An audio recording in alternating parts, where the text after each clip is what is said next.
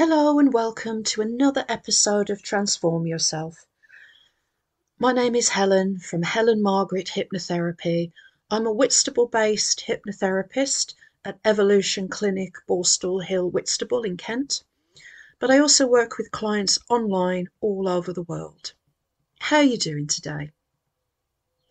Firstly, I want to apologise for getting this podcast episode out late.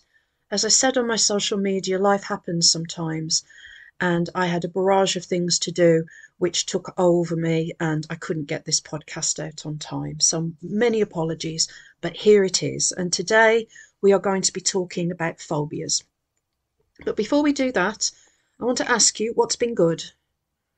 Have a little think about what's been good since you last listened to this podcast.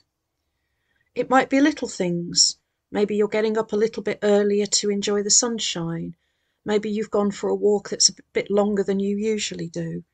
Maybe you've connected with an old friend. It doesn't have to be the big things. It can be little things that release the neurotransmitters, which is a fancy word for chemicals, in your brain that help you cope and feel better. What's been good with me? Well, lots of things. I've been enjoying going to the theatre in London quite a lot. My most recent play was a play called Giant at the Harold Pinter Theatre with American actor John Lithgow playing Roald Dahl. It was fantastic. The play is wonderful, very thought-provoking and very relevant for our times, and the acting was purely phenomenal. I really enjoyed it, and I can understand why this play won 3 Olivier Awards. It was phenomenal. Also, I've started a bit of a pen pal situation with a friend of mine who I've known for a very long time. We went to school together back in the day. So I want to give a shout out to my mate, Beth Pipe, who has started to write to me in the old-fashioned way with handwritten letters. I've received my first one and it absolutely made my day. It was so lovely to read, something that we used to do back in the day, and it's so much nicer than getting a text. Beth is an amazing person. She is a business skills trainer and works with all sorts of different companies in learning and development. She's also a writer and has published many books on the Lake District where she lives, all about Cumbria, all sorts of things. She's a very funny person. I encourage you to follow her on social media, on LinkedIn or on Instagram, Facebook. Her company is called Cumbrian Rambler. So Beth, if you're listening, thank you for my first letter. I'll be sending yours right back at you in the next week. There's a caveat to this particular episode because I'm going to be talking about things that might make some people very uncomfortable and might even trigger a phobic response. I am going to be talking about dog phobias, and I'm going to be talking about spider phobias in a little bit more detail than others.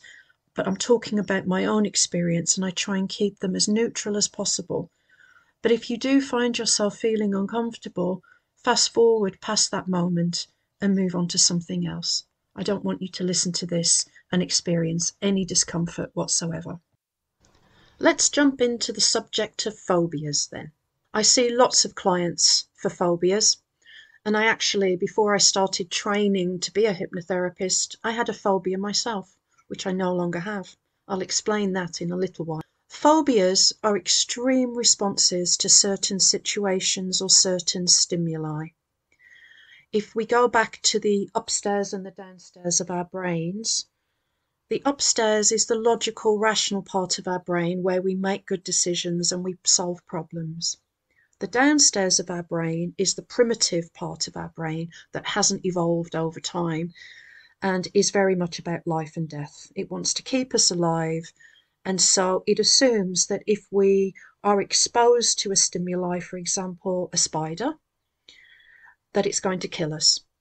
And so we have to run away from it, have an extreme response. We might cry, we might scream, but definitely run away and try and avoid this situation in the future. The more we do this, the more that pattern of behaviour is reinforced and kept in our memory bank, which is called the hippocampus.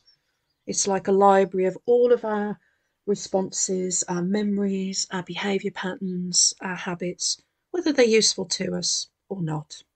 Where do they come from? It's a very good question, really. This can be learned behaviour. Perhaps we had a bad experience when I was 5. My grandmother's next door neighbour had a big St. Bernard dog, and it ran after me, and I wasn't sure if it was playing with me or if it was aggressive, but it made me very frightened of dogs. I did overcome that myself without any hypnotherapy, and it was basically being exposed to a dog in a safe way that was a very sweet dog and took a shine to me, and I overcame it in that way, just sort of gentle exposure.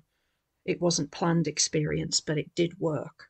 We can also have experiences that we're taught. Perhaps if one of our family members has a phobia, it can be passed on to us by that learned association, that learned response. But it can also be part of our evolutionary instincts.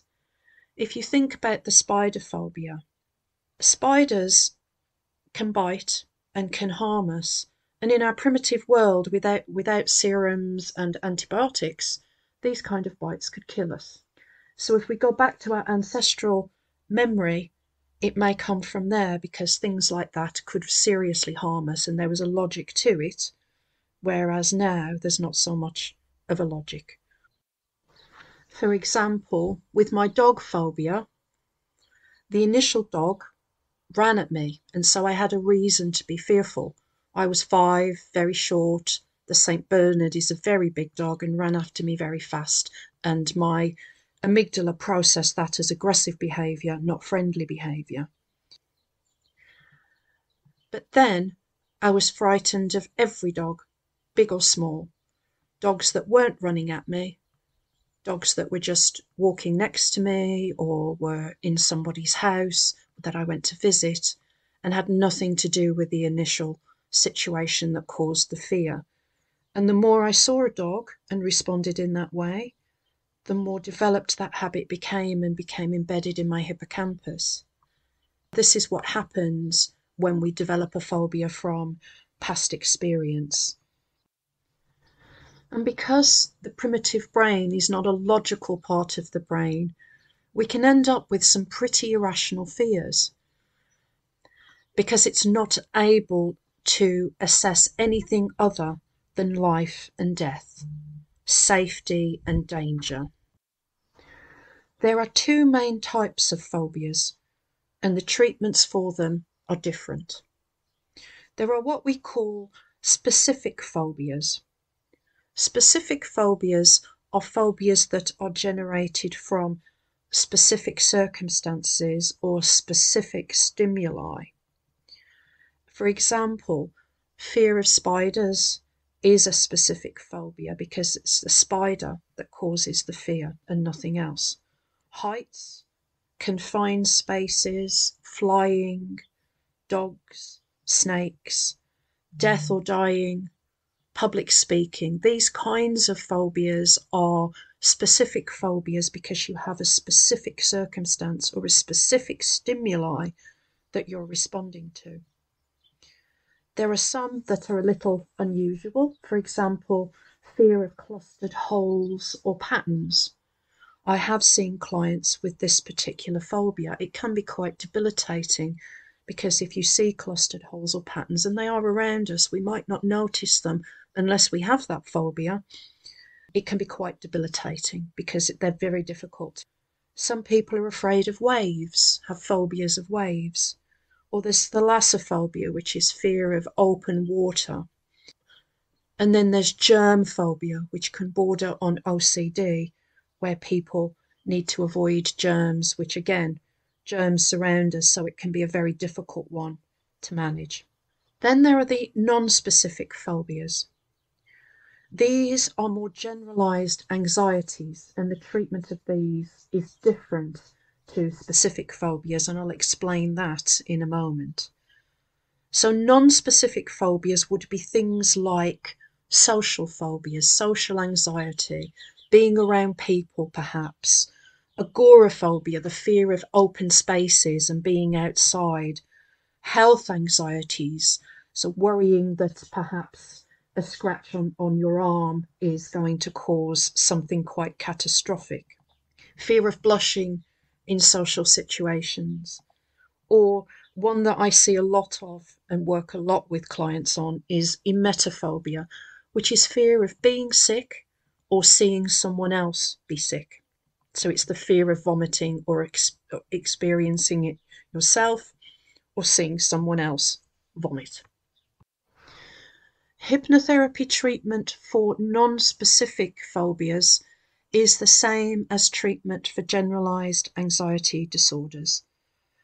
It's chipping away at the anxiety by reframing thoughts, positive actions, positive interactions, positive thinking, and also making sure that restorative sleep is happening by listening to the audio recording that I send to my clients that allows them to empty their stress buckets during that REM cycle. If you remember back to episode 1, we need to have our stress buckets emptied in order to be able to cope. And we empty our stress buckets every night through the REM sleep cycle, which is our dream cycle. Not everybody dreams. We don't dream every night, but that cycle allows us to empty our buckets because it takes the sting out of all the negative memories that we have from the day and moves those thoughts into the intellectual brain where we can rationalize them and understand them better. If our stress buckets are overflowing, then we're not going to empty them in one night. And if we're not getting good sleep, we're not emptying our stress bucket at all. In order to not put so much into our stress buckets in the first place, we have to focus on the 4 Ps: positive action, positive interaction, positive purpose, and positive thinking. And these together allow us to release the coping chemicals in our brain, move us into our intellectual brain, the upstairs of our brain, and that allows us to problem solve and make appropriate choices. All of this works for non-specific phobias.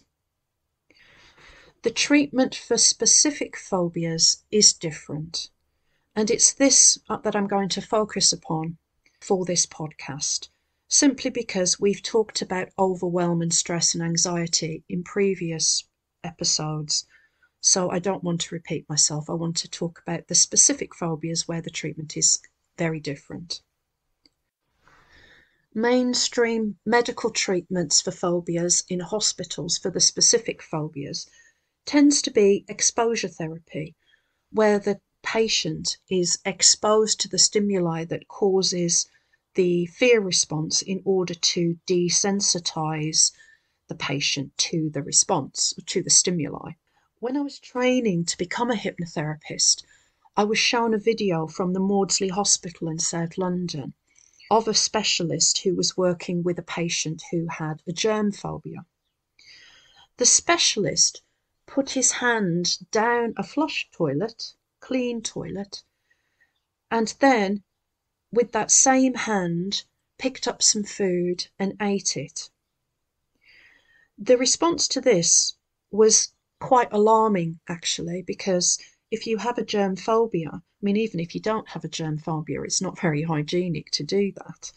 But for someone with a germ phobia, it was quite an intense experience. But this is the kind of treatments that are usual in treating specific phobias. The London Zoo has a programme to help people rid themselves of their fear of spiders. Again, it's exposure therapy by being exposed to spiders.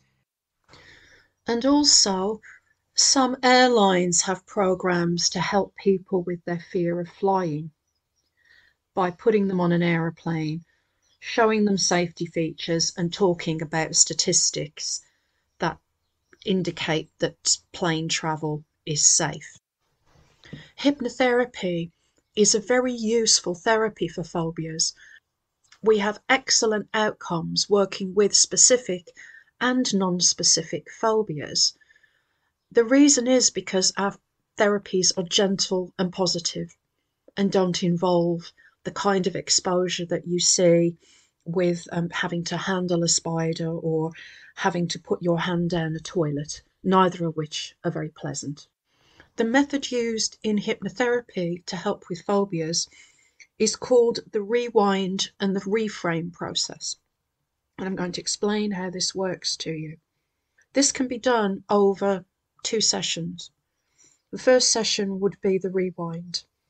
In the rewind, you're asked to think about 2 different experiences of your phobia. So the first one, the original moment where you became afraid, and then a subsequent experience. One at a time, you'll be asked to play these experiences in your head, fast forward and then fast rewind many, many times. And in the last moments of the fast forward and the fast rewind, you're asked to consider some humour in the event, making it funny. So maybe thinking of it as a comic strip, or adding some humour into the running of the video, the DVD in your head. You do this with each of the memories. What that does in terms of the neuroscience is it takes the sting, the fear out of the experience, because your brain becomes bored with it. When you're fast forwarding and fast rewinding over and over again, your brain gets really bored with it and becomes very familiar with it. And so it doesn't have the same negative emotional impact that it has when it crops up out of the blue. That's the rewind part. So we rewind by removing that template from your hippocampus so that there is no fear response there anymore. In fact, there's no response at all, temporarily. The reframe is reframing the situations that could happen where you might be exposed to the phobias, but in a positive way. So we usually imagine a lovely day, everything's lovely, everything's perfect, but at certain points in that day, you're going to experience what would have triggered your phobia before. And we put something else in its place. And we talk about what the client wants to have in place instead. And usually it's just a non-response. It's just not really noticed that much, and it just sort of washes over without any response at all, which is what we put in the place of the fear response. So we create a new template that goes into the hippocampus so that when, for example, for me, it would have been a dog, I saw a dog, I wouldn't have a mad panic thinking it was going to attack me and be very afraid and want to get away from it. I would just simply walk past it without any feeling whatsoever. I didn't have the hypnotherapy treatment for the dog phobia that I had as a very young child. But when I was training, I was the guinea pig when we worked on phobias, because I had quite a significant spider phobia. It almost caused me not to move and take a job, because in the country where I was going to, they have very big spiders. And we're not talking about Australia, which is what most people think. It's a small island of Guam, which is in the Pacific, and it's an American territory. I'd been offered a job there, and one of the things that put me off more than anything was the fact that they have spiders. But I did go. And what would happen if I saw a spider, and I did see spiders there, I would panic. I would have a really strong response to get away. I couldn't kill it. I just couldn't be around it. And then my brain would be hypervigilant, and wherever the spider had been, I would look to that place every time I went in the room to make sure that it wasn't still there, even though I'd got a neighbour to come and get rid of it for me. So this was quite a significant phobia for me. And during the training, I was the guinea pig to show how phobia treatment works. On one day, I had the rewind, and on the second day, I had the reframe. So I had an overnight experience of not having a template at all. And I want to explain to you what it felt like and what it's felt like since, to show you the efficacy of hypnotherapy working on my very severe fear of spiders. After the rewind, where I was rewinding fast forward, fast rewind of the original moment, which was in my dad's tool shed, and subsequent moment, which was one in Guam, which I won't talk about because it might frighten people. When I was asked, how do I think about spiders? The only thing I could say was, I don't know, because there wasn't anything in the hippocampus to give me a sense of whether I was afraid of them or not. That had gone.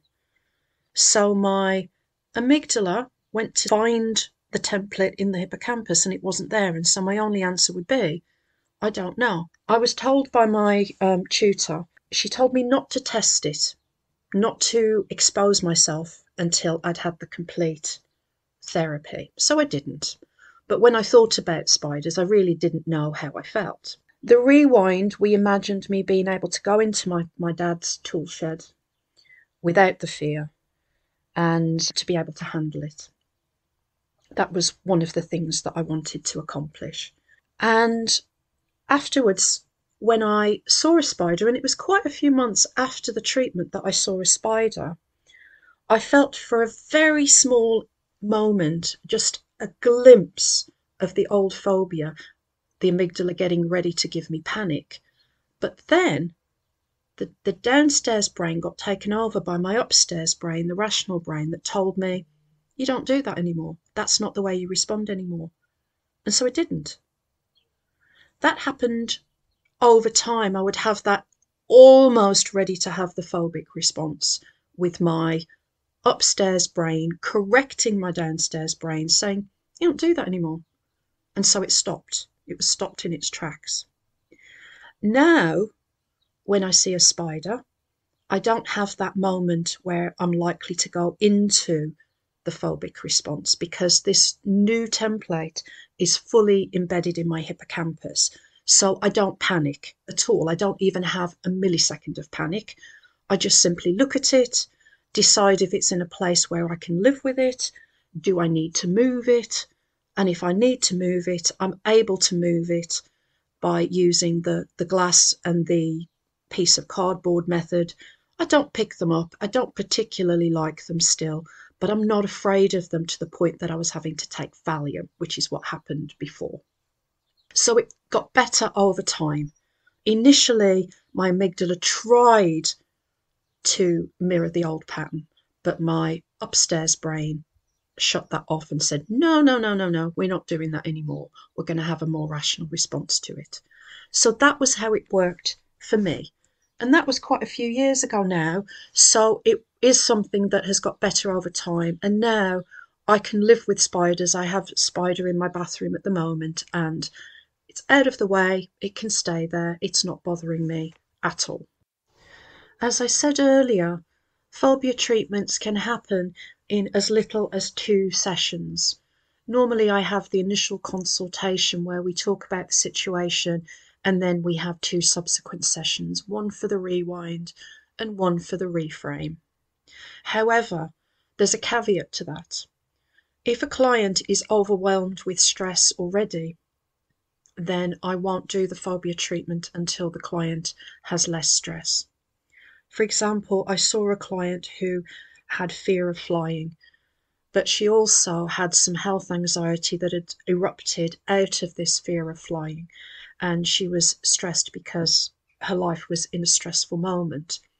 So we had some stress reducing sessions until she decided she was ready to do the flying phobia treatment, which we did. And every now and again she sends me a photograph of her on a plane drinking something bubbly and going somewhere quite exotic. And that makes me happy, very happy to see that.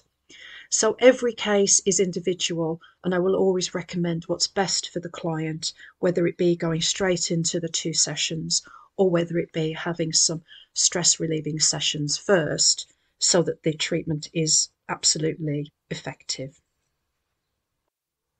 I'm going to offer my listeners a special phobia deal.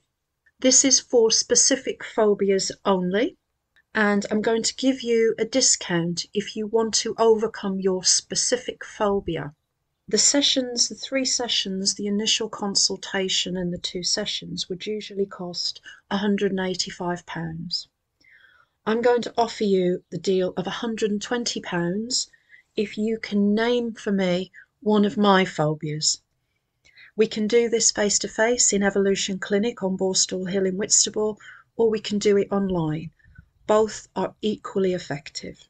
This, of course, is only available if you don't need any additional sessions. The additional sessions that you might need because of extreme stress in your life would be outside of that deal. You would have to pay for those sessions. We're coming into the relaxation session now, and I'm very well aware that this topic of conversation might have made some people uncomfortable. It might have made you feel like your phobias are right there at the surface. So we're going to calm them down now and try and look at your phobias from a point of view that is calm and distant, so that you can get some perspective and hopefully feel a little bit better about them. This isn't a substitute for the rewind and the reframe, but it might help you just calm down the nerves a little bit, calm down your downstairs brain and put you into your intellectual brain, your upstairs brain, to help you cope with it just a little bit better. Now is the time to find yourself a comfortable spot, quiet spot where you're not going to be disturbed. Put your phone on silent, or even better, turn it off and shut out the world for a short time so that you can enjoy this lovely experience. Even if you're not having any kind of phobic response right now, this will be comfortable and relaxing for you. If you're getting ready for bed, get yourself in there, get the covers up under your chin and make yourself comfortable. If you're at work, find yourself a quiet spot where you won't be disturbed. Or play this for the office. Get everybody involved. Let everybody have 20 minutes of peace and quiet and relaxation. So put me on pause, and when you're ready, start again so that we can then have our moment of relaxation. Begin by sitting or lying down in a comfortable position, allowing your hands to rest gently and your eyes to softly close. Take a slow, deep breath in and exhale gently. Again, inhale deeply and let it go.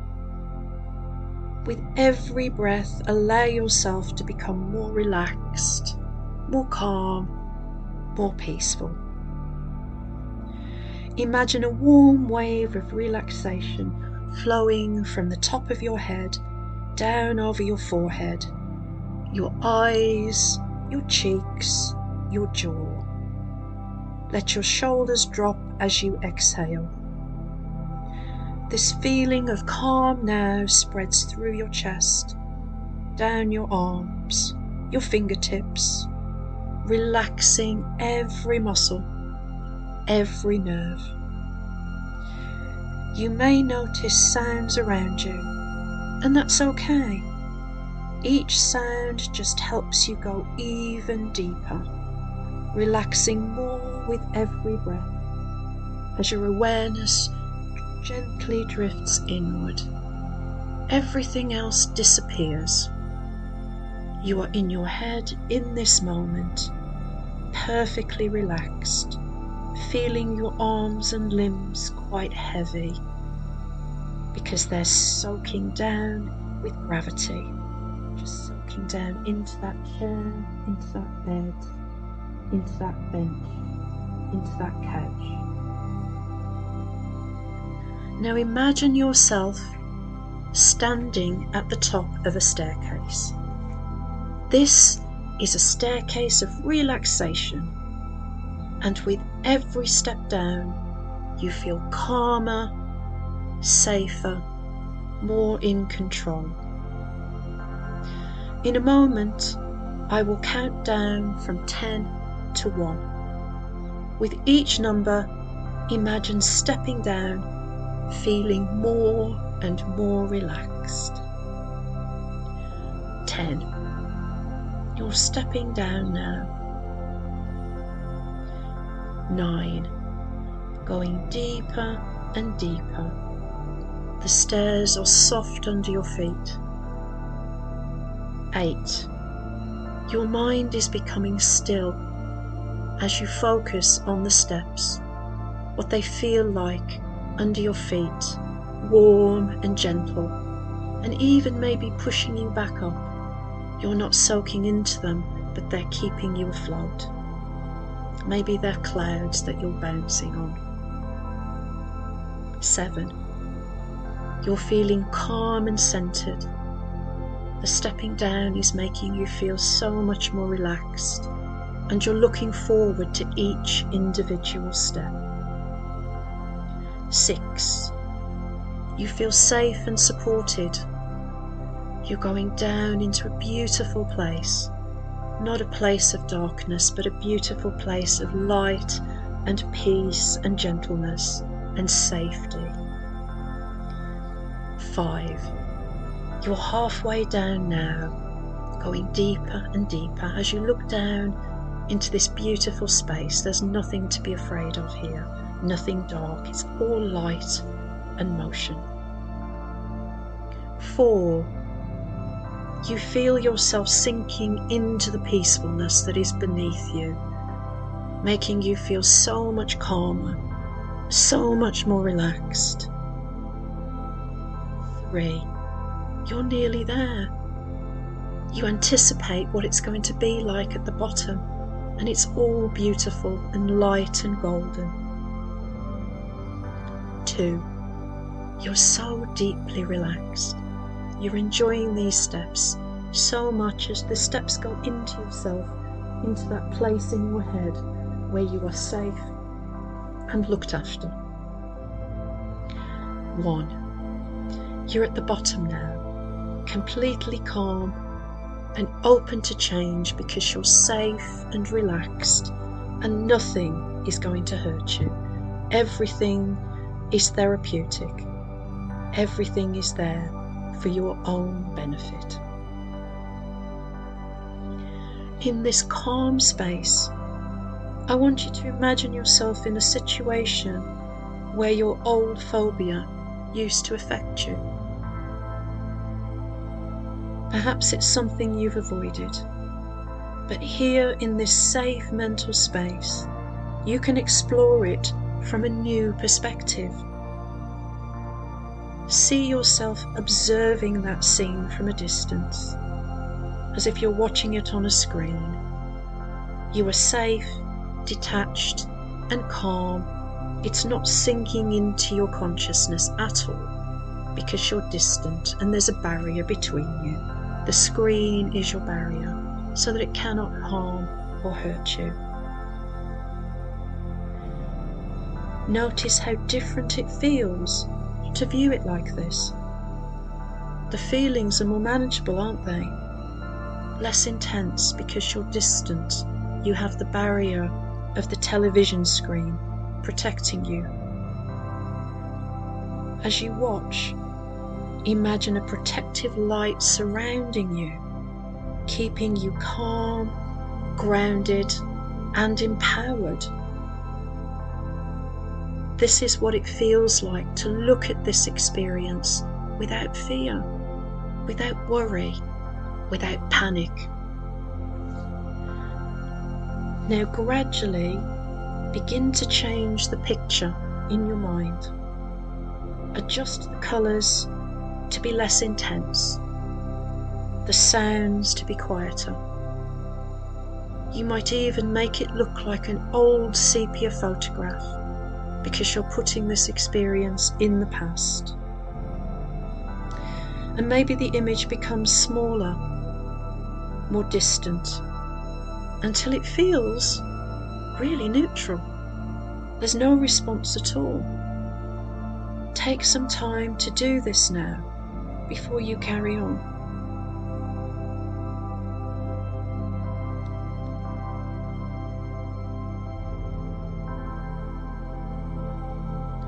Now imagine yourself stepping into that scene. It's smaller, it's quieter, it's more distant, and it's not colourful anymore. It's past experience, not present experience. This time you step into this scene, you feel confident, in control, and at ease. Your breathing is steady. You're calm. Any old reactions feel faint and distant, like memories that no longer belong to you. They belong to someone else, to that old you that had the fear, but the new you doesn't have that fear at all. You are reprogramming your response. From now on, whenever you're in that situation, your mind will trigger calm, clear thinking instead of fear. You have all the tools you need because you are in charge. From this moment on, every time you encounter your phobia, you feel more in control. You'll breathe calmly, your muscles stay relaxed, and your mind remains focused.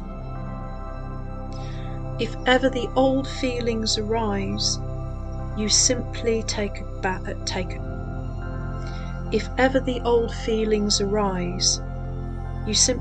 breath and remind yourself, I am safe, I am calm, I am in control.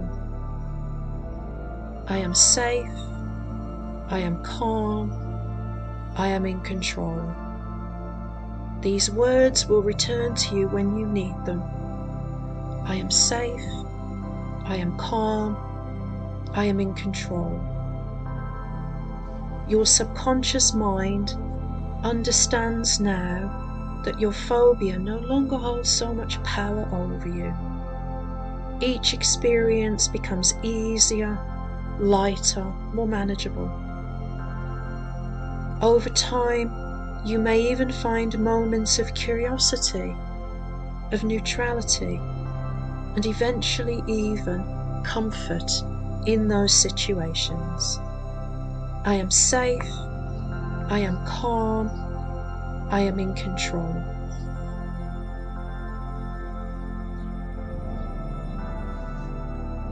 Now, while you're pondering on those thoughts, I want to tell you a story. Deep within the landscape of your mind, there lies a vast and ancient library. This is no ordinary library, for instead of books, it stores responses, emotional reactions, automatic habits, patterns of protection. Each one filed neatly away in its own section, ready to serve whenever needed. One day, as you wander quietly through this library, you notice a small room with a sign that reads, Early Protections. You step inside and find an old file labelled with a word or image connected to your phobia, perhaps spider, height, flight. You gently open it, and a memory rises, not sharp or overwhelming, just present like a whisper. You realise this response was placed here a long time ago, maybe by a younger version of you, doing the best it could with the knowledge it had. It was trying to protect you, even if now the protection feels more like limitation. You turn and notice a soft golden light glowing from another part of the library, the section called Updated Wisdom. This is where the adult mind stores what it has learned: calm, clarity, confidence. And with each step towards it, something shifts. You bring the old file with you, and as you step into the light, the response begins to change. The intensity softens. The fear, like an old alarm, begins to be quiet. You don't need to throw anything away. You just update it, like refreshing a map or tuning an instrument. The signal becomes clearer. This is safe now. The response can evolve. You breathe, and the mind rewrites the script gently, automatically, as if it was always meant to. And as you step out of the library, back into waking life, a new sense moves with you. The understanding that your mind, like the library, is always open to change. If you are now in bed and ready to sleep, just turn over, turn me off, and have a wonderful sleep. If you've got to go back into the world for work or life, in a moment I will count from 1 to 5, and with each number you will return to full awareness, bringing back a feeling of lightness, confidence, and calm. 1. You're beginning to return. 2. You feel energy returning to your body, all parts of your body. 3. You're feeling refreshed and empowered. 4. Eyes gently preparing to open. 5.